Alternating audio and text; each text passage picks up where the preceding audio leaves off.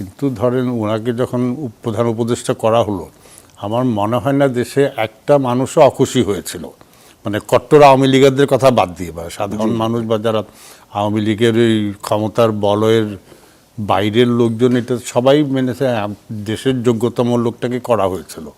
এই জন্য ওইখানে আমাদের প্রত্যাশাও বেশি ছিল, আবার ওই প্রত্যাশার নিরিখে কিছু জিনিস হতাশ করেছে।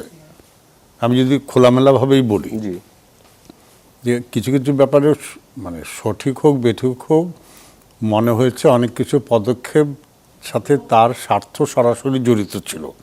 যেমন গ্রামীণ বিশ্ববিদ্যালয়ের অনুমতি দেওয়া, গ্রামীণ ব্যাংকের সরকারের অংশ কমিয়ে দেওয়া, আরও অনেক কিছুই, মানে অনেক কিছু যেটা মানে মনে হয় যে তার ব্যক্তিগত স্বার্থে হয়েছে। এটা তো এগুলি উনি সবসময় পেতেন।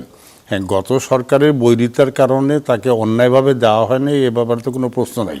কিন্তু উনি সরকারের পদ থেকে চলে গেলে গ্রামীণ বিশ্ববিদ্যালয়ের জন্য যদি মানে আবেদন করতেন, 3 দিনে আবেদন তো মানে গ্রহণ করা হতো।